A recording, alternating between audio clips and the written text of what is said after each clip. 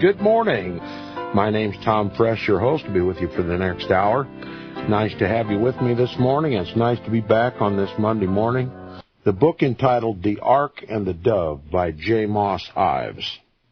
I found it necessary to make several comments before I read this book. First of all, I want my listeners to know that this is a Roman Catholic book. This is telling the story of a voyage by two ships, the Ark and the Dove, that brought Catholics to this country.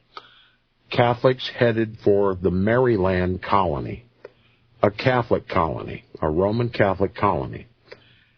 And as preparation for this book, we need to realize that in addition to what we've all been taught, that Protestants fled to this country to escape religious persecution and inquisitions and crusades, seeking religious liberty and freedom to worship according to the written word of God, the leading and teaching of the Holy Spirit, and according to their consciences. What is not often talked about is the fact that Great Britain, though it was a Protestant country as a result of a dispute between Henry VIII and the papacy, Great Britain was largely a Catholic country prior to that schism between Henry VIII and the papacy over a divorce.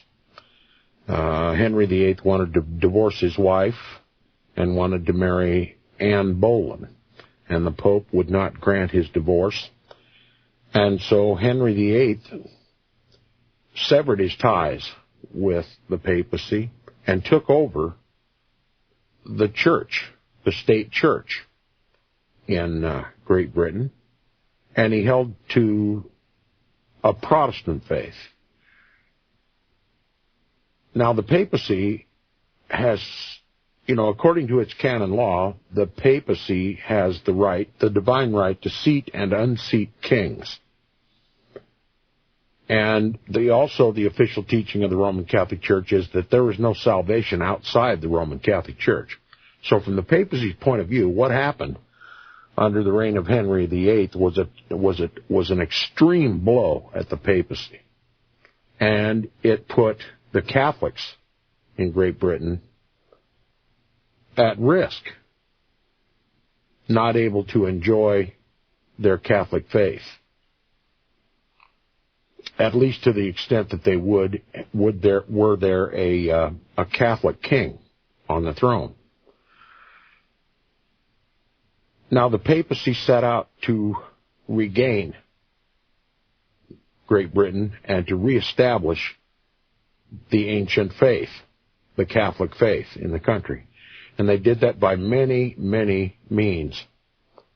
The Spanish Armada, assassination attempts upon the British crown, even the gunpowder plot, an attempt to destroy the Protestant Parliament in session,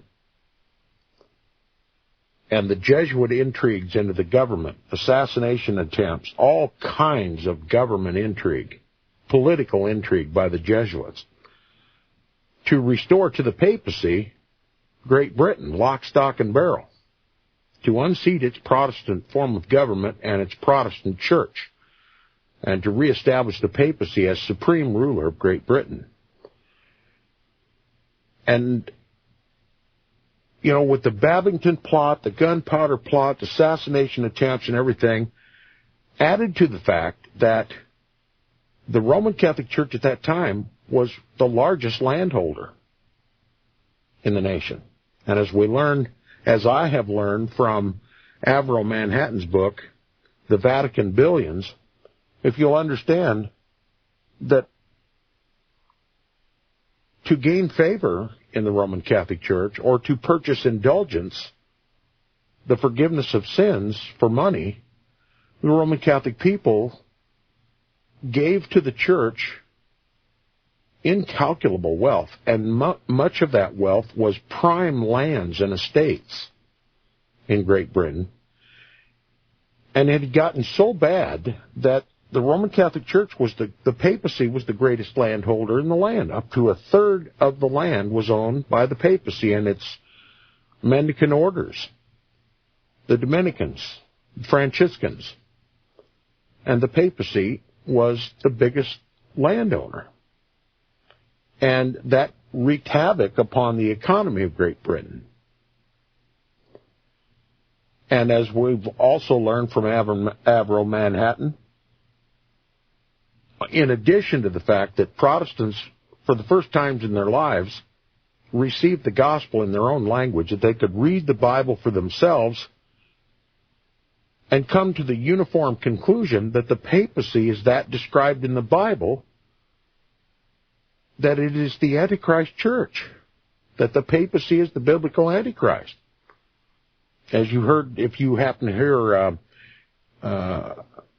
Greg Szymanski's investigative journal that just ended, his guest this morning was Daryl Eberhard. And if you listen carefully, you heard Daryl make the comment that I've made many times. The Protestant reformers disagreed on many things, but there was one thing that they were universally in agreement of, and that was that the papacy, the office of the Pope, was the biblical Antichrist. Look no further for the Antichrist. Don't hold to the preterist view that Antichrist was long in the past, Nero or Antiochus Epiphanes, and don't look into the future, the futurist interpretation of Bible prophecies that says the Antichrist won't be a factor until the last 7 years of time. No, they all agreed, all the Protestant reformers uniformly agreed that the papacy was vividly described in Revelation chapter 17, and that's what fueled their coming out of the Roman Catholic Church. Now, you add to that the fact that the papacy owned a third of the land in Great Britain, also adding fuel to the drive to separate from Rome. Number one, it was the Antichrist Church of the Bible. Number two, it owned all the land in a Protestant country. It owned a third of the land in the Protestant country. And if Protestantism became the national religion of Great Britain, then the government could nationalize and take over the land and put it back into production to profit the country rather than the papacy. And what resulted when Great Britain became Protestant was that the papacy wanted her land back, the papacy wanted the crown back, the papacy wanted Parliament back, the papacy wanted the church back, and so they made every attempt, every intrigue, every assault on the British crown to restore the Roman Catholic Church to its original glory and control, ultimately controlled Great Britain. And because of so much Jesuit intrigue and attempts on the lives of the crown and Parliament, the gunpowder plot, the Babington plot, on and on and on, Great Britain had to go into defense mode, a strong defense mode. And it made it illegal for Roman Catholics to hold public office. It made it illegal for Catholics to have any powerful influence at all in the government or in secular society. And they kicked the Jesuits out of Great Britain. And there was great suffering by Catholics in Protestant Great Britain. Catholics first in Great Britain found themselves under the same types of persecution, although not nearly as bloody, but the same types of persecution that God's people always suffered under the hand of the papacy. And you heard Daryl Eberhard earlier talking about the Waldenses and the Albigenses and the Huguenots and on and on and on. The crusades that were launched against innocent, hard-working, Bible-believing, God-fearing people who simply wanted to worship God according to the Bible. They were tortured. They were stretched on the rack. Their thumb screws were applied. They were starved to death. They were burned at the stake. They were gutted and their babies ripped from their wombs and bashed against the walls. And this isn't hate speech. It's documented history. 605 consecutive years over the terms of 83 popes. Rome mercilessly warred against God's people with unspeakable horror and death and torture. And for the first time, the Roman Catholics of Great Britain began to suffer under this Protestant church and this Protestant government that had come to power in Great Britain. Not allowed to own property, not allowed to work in the government, not allowed to have anything but the mere existence. It was pretty tough going. So there were Catholics in Great Britain that also sought religious liberty and freedom from religious persecution. And they too wished to come to America. To have that liberty, the same liberty and freedoms that the Protestants sought. Freedom from religious persecution. Now, the thesis of this book, what we're going to learn from this book is that they did come to this country. And I want to emphasize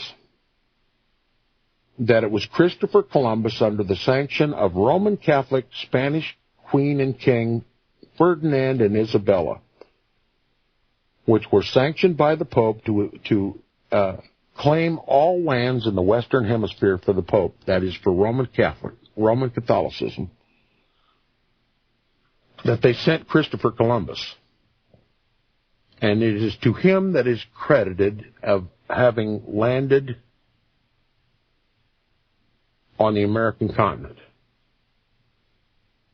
And it is Rome's claim of the Americas for the Pope. And as we all know, he claims to be the vicar of Christ, the sole teacher of Christians, the universal bishop, the replacement of the Son of God, the vicar of Christ, and by divine right he should have all the power and all the jurisdiction of Christ himself over heaven and the earth, his spiritual power and his temporal power. And it is Rome's claim that through Christopher Columbus and through his divine right, that the Americas belong to the Pope and that Catholicism is the official religion. Because anything besides Catholicism is heresy. According to official Roman Catholic teaching, that has never changed, ever. And it never will change. You can't reform the Roman Catholic Church. And to add to that, the Vatican sent Jesuit missionaries to this country. They surveyed the land from coast to coast, from border to border. They assessed the natural resources of the land. They mapped out the land. They studied the Indians and their religion, the indigenous people of the Americas. They established trade with the Indians to finance their activities in this country. They built missions every 30 miles up and down the coast of California and all across the land. Jesuit missionaries opened schools, began to teach the Indians, made treaties with the Indians. And Rome has always behaved as though she owned this land. Now, God says, the earth is mine and the fullness thereof. But the Pope says, as vicar of Christ, the earth is mine and the fullness thereof. And to think that after the expedition of Christopher Columbus, and the Jesuit hordes that came to this country to claim this land and set a precedent in this country for the Pope, that the Pope would simply walk away and allow this country to become a Protestant country without some future design, even if it had to live in peace with the Protestants for a goodly amount of time, you must know that Rome's never going to relinquish her claim over the Americas. Now, if you're a regular listener to Inquisition Update, you know what I think of the papacy. You know what I think of Roman Catholicism. And you know what I think about the Bible and about God's people, those who protested Rome, those who came to this country to found this country and make it a godly nation. And if you're like anything like me, you believe that this is a Protestant nation. I've always believed it. But as we read in the book Rulers of Evil, we understand that the Jesuits had a great deal to do with the Revolutionary War to separate the United States from Great Britain, the colonies from Great Britain.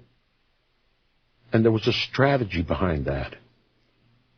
And that is to ensure religious freedom so that Protestantism didn't become the law of the land. That Catholics who came to this country could worship according to Roman Catholic canon law. They could worship the Pope. But is it really religious freedom that Rome wants? If you're a regular listener to Inquisition Update, you realize, and we've proven it voluminously on this program, that we're losing our Protestant liberties. Our government has turned against our Protestant liberties. And they're being destroyed. The Patriot Act. Just one that comes to mind. And the others are the executive orders that are passed by the executive branch of this government that absolutely gut the Constitution and the liberties, the uniquely Protestant liberties embodied in our Declaration of Independence and Constitution, Bill of Rights. Now, my listeners shouldn't be clueless at all who it is that most wants to destroy those liberties. It's the Pope of Rome. And have proven that through the books that we've read, Rulers of Evil, just one, only one,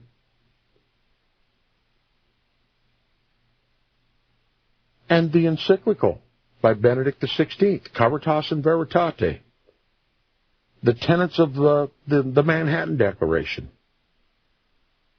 They're instruments of Roman Catholicism, the ecumenical movement that has infiltrated and destroyed Protestantism in this country. We're headed to a Catholic form of government, not just in this world and not just in the Americas, but all over the world, a global papal hegemony. That is the New World Order.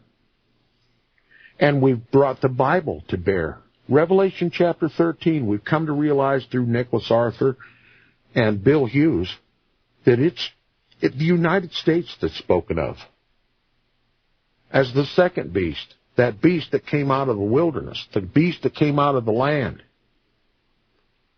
that makes an image to the first beast, which we all agree is Rome. This lamb that come out of the wilderness, this beast that had two horns like a lamb, it looked Christian, but it speaks like a dragon. What has happened to America? If we understand the Scriptures, we have to realize that the United States starts out as a Christian nation and it becomes a dragon nation. And it was the dragon who gave the papacy his seat and power and great authority. And it's the United States, which looks lamb-like but speaks like a dragon, that causes the whole world to worship the first beast, the Pope.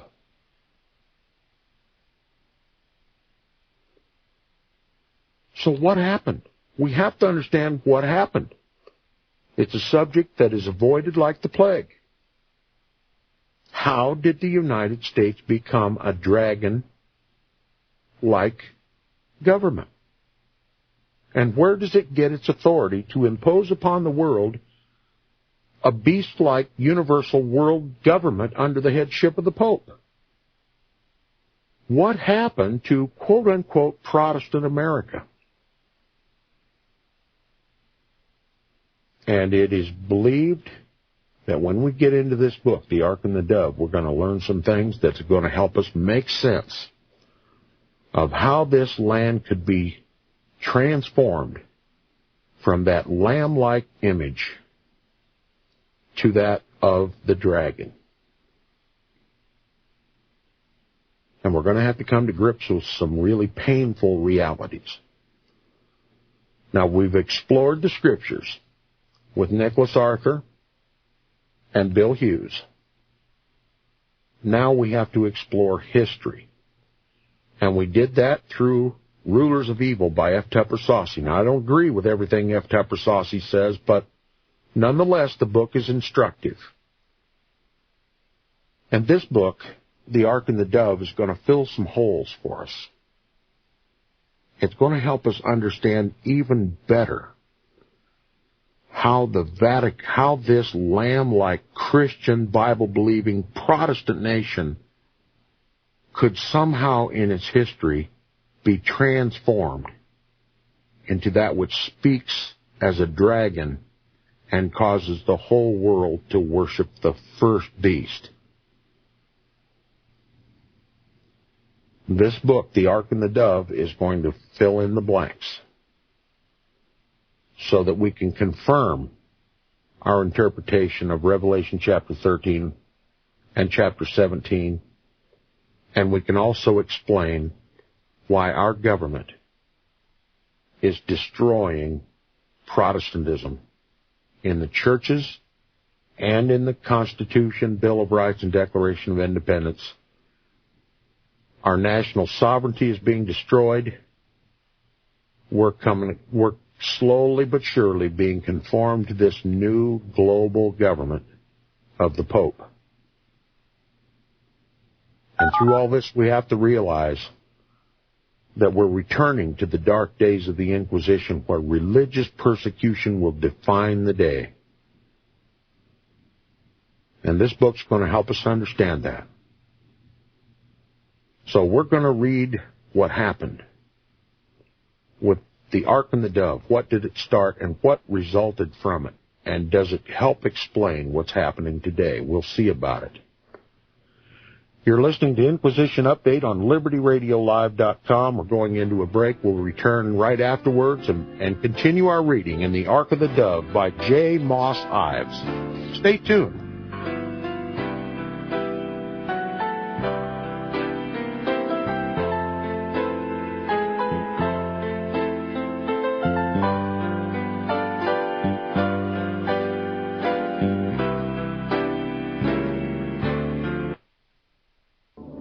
The book of Revelation says, the spirit of prophecy is the testimony of Jesus Christ.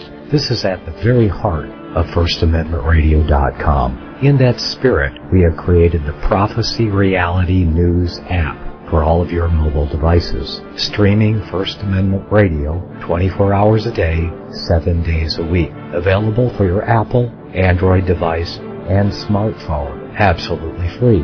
Get the Prophecy Reality News app installed today so you can listen to First Amendment Radio wherever you are. The Prophecy Reality News app. Get it now.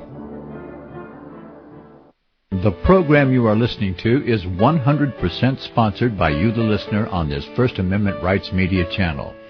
You will notice that there are few commercials on this radio network. There's a good reason for that. Corporate advertising dollars come with strings that limit program content. So without your help, these programs cannot continue on Internet or our several affiliates. If you benefit by the educational law programs, we ask you to give. If you are admonished or nurtured by the Bible and ministry programs, we ask you to give. If some voice a cause that you are passionate about, we ask you to give. If you believe in any of these, we ask you to support them as you would a missionary on a continual basis, as if giving a tithe for missionary radio. These programs are not commercially viable and must be supported by those faithful to the cause of truth. Look for the button to sponsor your favorite programs at our listen and schedule pages on the Internet. Then, when you subscribe, we will send you the last quarterly MP3 CD of that program immediately, and continue to do so with each new quarter. We will also give you unlimited archive access to all of our programs. We're asking you to give much less than a tithe, so that you may also send support directly to a particular program host, cause, and anywhere else the Spirit may lead you. Do all to the glory of our God and Creator, for His holy nation, the only kingdom that will last forever. Thank you for listening. Hear it first on FirstAmendmentRadio.com and FirstAmendmentRadio.net.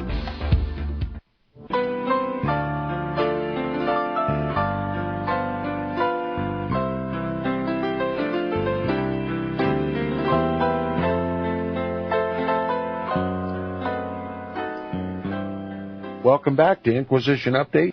Now, I'm going to back up to the beginning of Book 1 of this book. And this section of the book, for several chapters, is going to instruct us into the antecedents and the preparations. Antecedents and preparations. This is Chapter 1 of the book, and it's titled The English Mission Field. The author, J. Moss Ives, writes, 40 years after Ignatius Loyola founded the order, which became known as the Society of Jesus, or rather the Jesuits, I'll just add, and as many years after Henry VIII, for the love of Anne Boleyn, broke from the See of Rome to become the head of his own ecclesiastical establishment. 2 English-born Jesuit priests returned to their country to attempt to restore it to the old faith, that is, Catholicism. It was likewise 40 years since Edmund Campion had saw the light of day in London. Remember, the Jesuits had been expelled. And it says, now, in the year 1580, with his companion Robert Persons, he was returning to his native land to minister to the faithful, that is, Catholics, and within a year to suffer a martyr's death on the gallows of Tyburn. Graduate of Oxford, former Anglican, brilliant in intellect, eloquent of speech, and attractive personality, Campion had abandoned the path of opportunism and preferment to take the vows of poverty, chastity, and obedience. He entered the Jesuit order.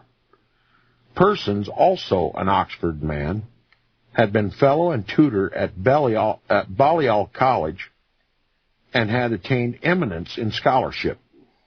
It was a dangerous time for these priests to come back to their native country, for England had placed their church under the ban of persecution and had outlawed all Catholic priests. 3 years before, Cuthbert Maine, a Cornwall priest, was found guilty of denying the spiritual supremacy of the Queen and saying Mass. He became the first member of the Catholic clergy to suffer capital punishment in England. The exercise of his priestly functions was construed as an act of treason. Remember, this is as a result of so many attempts by the papacy to take back Great Britain by force and by intrigue and by infiltration and attempted bombings and attempted assassinations. And Great Britain had turned bitter against Catholicism and against the papacy.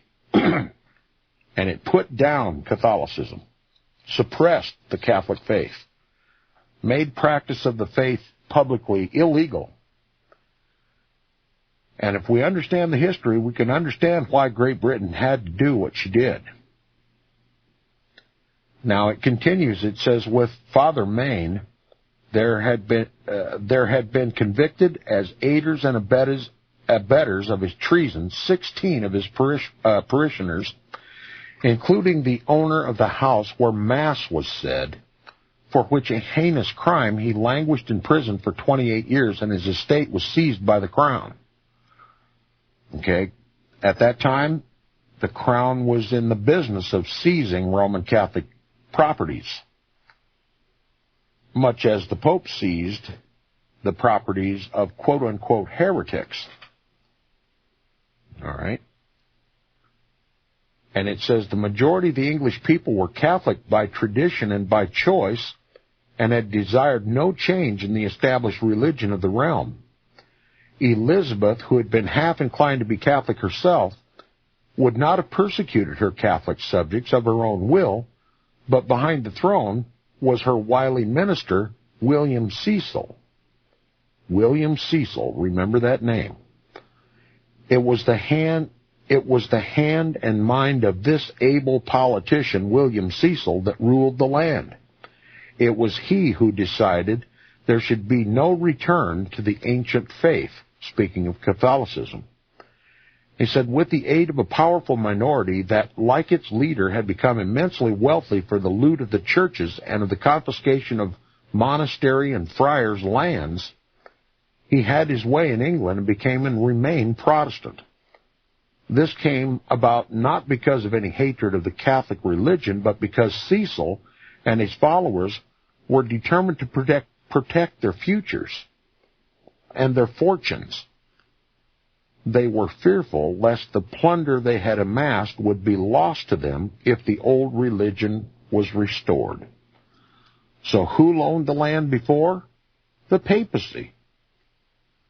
Through bequests and inquisitions, Rome confiscated the lands of heretics.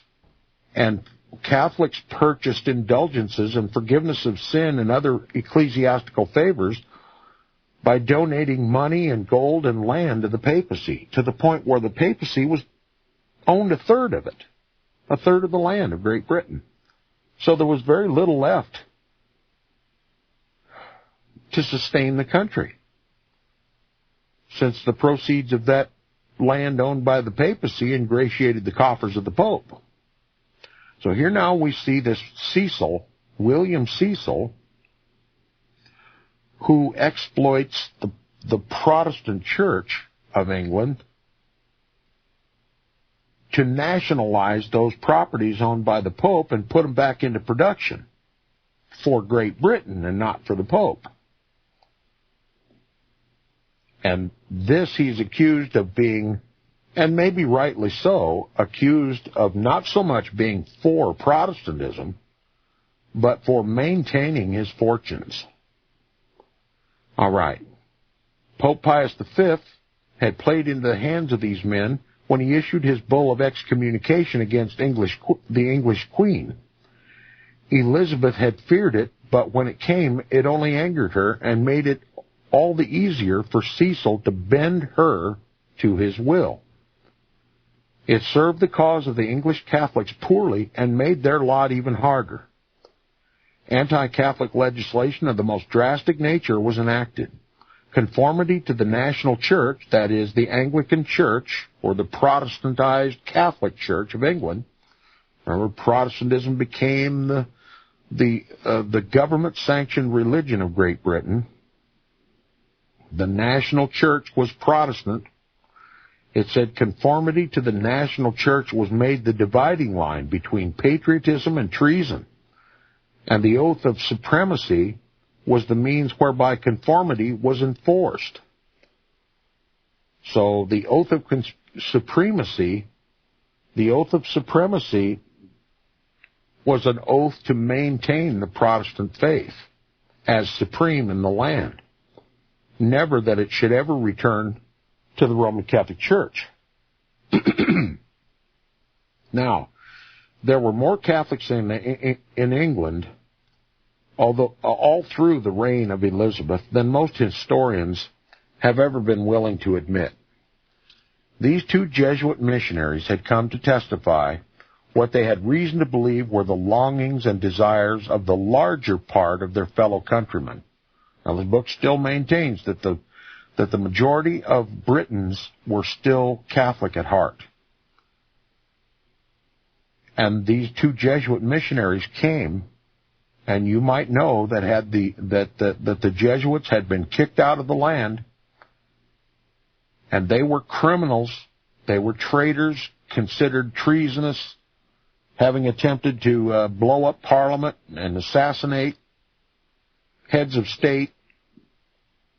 And it was a very dangerous thing for these Jesuits to come back to Great Britain to help minister to the oppressed Catholics, oppressed and persecuted Catholics of the realm, which they claim were still the majority of the British population.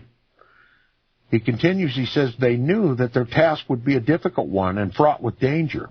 Prior to their coming, every jail in England numbered among its inmates Catholics who were imprisoned solely for their religion.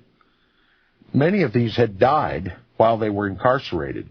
So foul were the conditions that were allowed to exist in all the jails.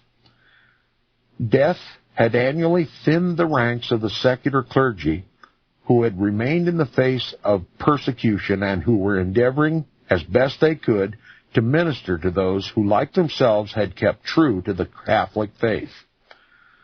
Following the fate of Father Maine, priests were tortured and put to death. There was a call for help to save the faith. These Jesuit missionaries, like him who crossed from Troas to Philippi and heard the cry to come over into Macedonia and help us, obeyed the summons and had no fear of persecution or death. At the Jesuit residence at St. Omer's, where the missionaries stayed on the eve of their departure, now this is the departure of the Ark and the Dove from the Isle of Wight. The Jesuits were holed up in residence at St. Omer's, which was a Roman Catholic college, and they were kept there quietly until the eve of the departure, and it says the fathers tried to dissuade them from attempting to enter England. Oh, excuse me, I misread this. This is where they stayed before they came to infiltrate Great Britain. We haven't gotten to the point where the Ark and the Dove have left yet. I'm sorry to confuse the point. The Jesuits were at residence in St. Omer's. That's the Jesuit college, and I think it's in France, where the missionaries stayed on the eve of their departure for Great Britain. The fathers tried to dissuade them from attempting to enter Great Britain. So the Roman Catholic hierarchy, some of the other Jesuits there at St. Omer's, tried to dissuade these Jesuits from coming to Great Britain because of its danger. And it says their coming had been known for some time. News had been received that full particulars of both Campion and persons had been furnished to the Queen's Council, and that portraits of the expected Jesuits had been sent to all the government searchers at the ports. In other words, Great Britain's waiting their arrival. They've been tipped off that these Jesuits are coming. And it says persons insisted if their interest was dangerous now, it would only be more so later.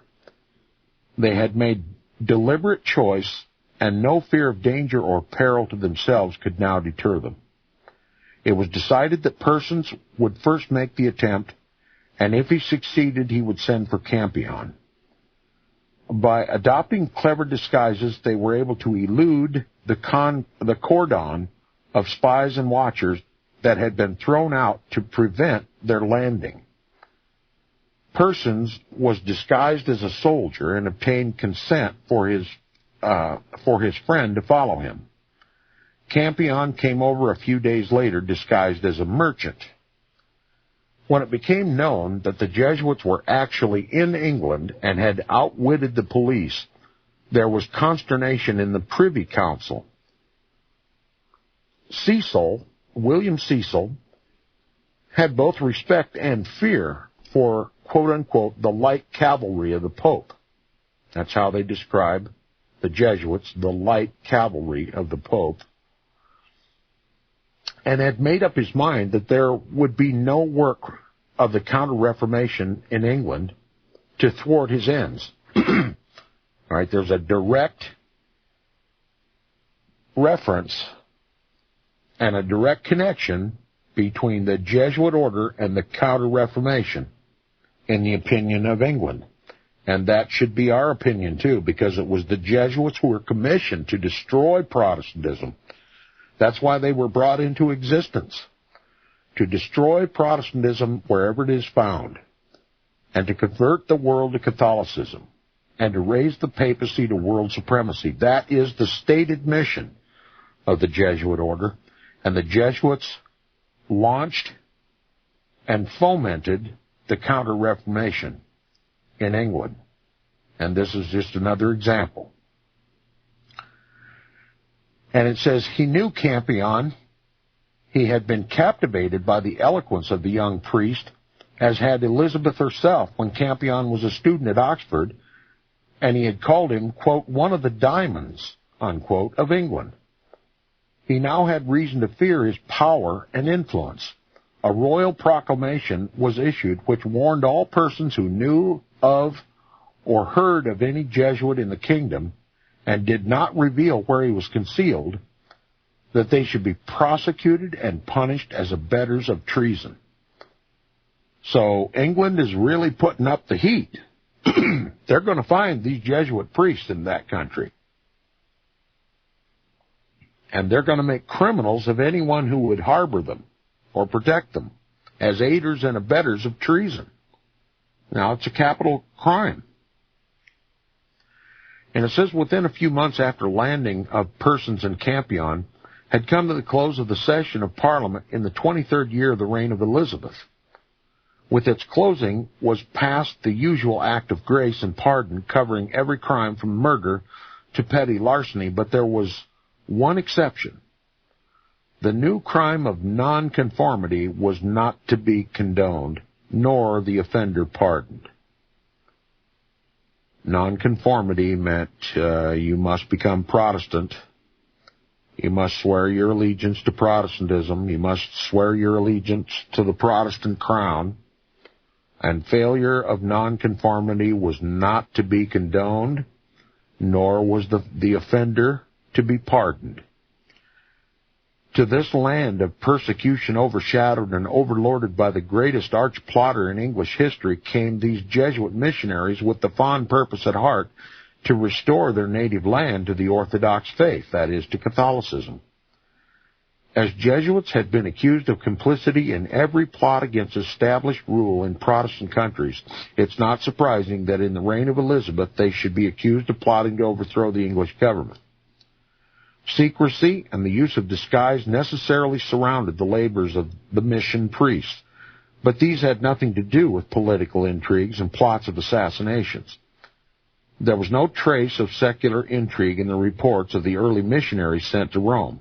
Quote unquote, about Parliament, writes one of them to his superior. Quoting further, it says, I say nothing as I desire my letter, like my soul, to have nothing to do with matters of state, unquote.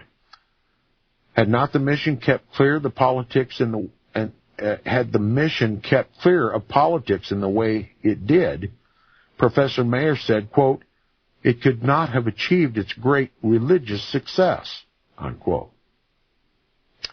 There may have been at times exceptions to this rule. Even Catholic writers have claimed that Persons was guilty of political intrigue. But if he was, they admit, quote, he threw obedience to the winds, unquote. In other words, if he had been involved in political intrigue in Great Britain, it was a departure from his purpose. And now Protestants are obviously going to argue with that, but this, remember, is a Catholic book, and it's going to show all of this in a light most favorable to Catholicism. We have to keep that in mind. And it says the general of the order, that is the Jesuit general, had given the English missionaries specific instructions not to interfere with matters of government and directly forbade them to discuss political questions. Now, let me just interject. If that was the Jesuits' order, if that was the Jesuit general's order to the Jesuits, that was in direct conflict with their oath. That needs to be recognized. And it says, when he arrived in London, persons assured the secular clergy that he had come only to treat of religion, quote, in truth and in simplicity, and to attend to the gaining of souls without any pretense or knowledge of matters of state, unquote. So here's another attempt to deny that these Jesuits have anything to do with political intrigue.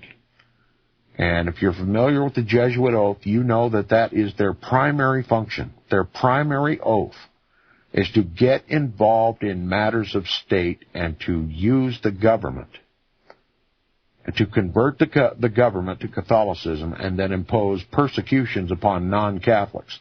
So says their oath. And if they cease to do this, they cease to be Jesuits. But here we have this implication that they're not involved in political intrigue in Great Britain. They're only there for one purpose and one purpose only, and that is to take care of the Catholics in the realm, spiritually. All right. Now, if John Daniel were here, he would say, if you believe that, I've got a bridge to sell you. But John Daniel's not here, so I'll tell you. If you believe that, I've got a bridge to sell you.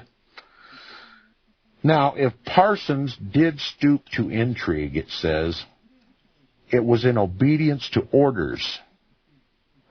Exceptional cases always attract the attention of historians because they are exceptions, but are seldom noted as such. Okay?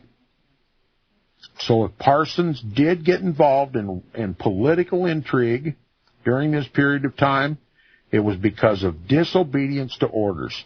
He violated orders. Now that's their claim. And he goes on to say exceptional cases always attract the attention of historians because they are exceptions, but are seldom noted as such. So more attempts to exonerate these Jesuit priests. This book is defending these Jesuit priests as only on a religious mission to Catholics in Great Britain and not involved in the centuries of political intrigue since their founding in 1540. The Jesuits were known already at this time, at this early date, as being primarily concerned with political matters to impose the Pope's temporal authority in all the nations.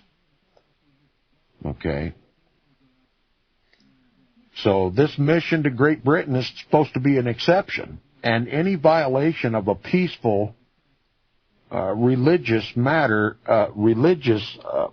intent and any departure into the political would have been a disobedience of their strict orders from the Jesuit general. Again, if you believe it, I got a bridge. And it says, as the persecution became more severe, most priests came to England to brave death in the perilous mission field. In their panic, the Protestants magnified the little group of missionaries into a host of disguised Jesuits. The invasion of this imaginary host was met by the seizure of as many priests as the government could lay hands on and the imprisonment of hundreds of lay Catholics throughout the country. This was followed by the calling of an assembly of Parliament early in 1581. The Parliament solemnly enacted that, quote, all persons pretending to any power of absolving subjects from their allegiance or practicing to withdraw them to the Roman Catholic religion, with all persons after the present session, willingly so absolved and reconciled to the See of Rome, shall be guilty of high treason. So this is a high-stakes game. And Great Britain is not going to put up with any Jesuits or Catholic uprising in the realm. They're going to imprison everybody. They're going to imprison the priests and the lay, and they're going to probably execute these Jesuits if they can get their hands on them. All right, hiding by day and going forth only by night and under disguise, seldom spending more than one night under the same roof, the mission priests were tracked and hounded by the agents and spies of Cecil. Okay? The man behind Queen Elizabeth, remember? The opportunistic Protestant, according to this book, who wants to maintain his fortune, having been taken from the papacy after Catholicism was outlawed in the land. And I'm sorry we didn't get further in the book today, but it's important that we understand the basics before we get further in the book, so I spent a little extra time. We'll continue tomorrow on Inquisition Update. It's my pleasure to be with you today. Thanks for showing up and listening, and stay tuned for Nicholas Arthur's Cross the Border on LibertyRadioLive.com. See you tomorrow.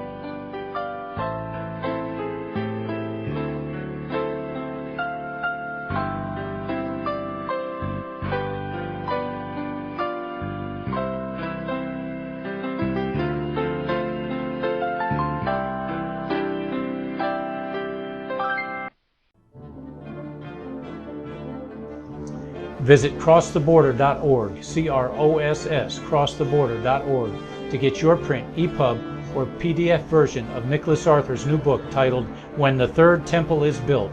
That's crosstheborder.org. When it comes to prophecy today, much of the evangelical Christian world has their eyes on Israel, waiting and watching to see when the third temple will begin to be built. The plans are drawn, the Jewish people are eager. Most evangelical Christians today believe that the rapture will happen before the third temple is built. Hi, I'm Michael Eugene. I was taught that Daniel's 70th week was in the future. Is that really what the Bible teaches? Have we searched the scriptures and found this to be true? Why is it so important for a re-established Israel to build a third temple in Jerusalem? Is it necessary to build a temple on the same location already occupied by the Dome of the Rock? Is it necessary for sacrifices to take place in the temple on Temple Mount? Is there really a rapture followed by 7 years of tribulation? What is the New Testament temple? Can we identify history and prophecy? Who is the first beast in Revelation chapter 13?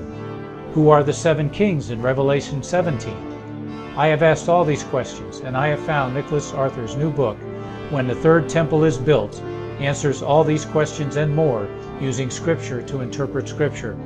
The Bible says that no prophecy of Scripture is of any private interpretation. Nicholas shows us in his new book, When the Third Temple is Built, how the Bible interprets prophecy and not man's private interpretation. Visit crosstheborder.org, CROSS, crosstheborder.org, to get your print, EPUB, or PDF version of Nicholas Arthur's new book titled When the Third Temple is Built. That's crosstheborder.org.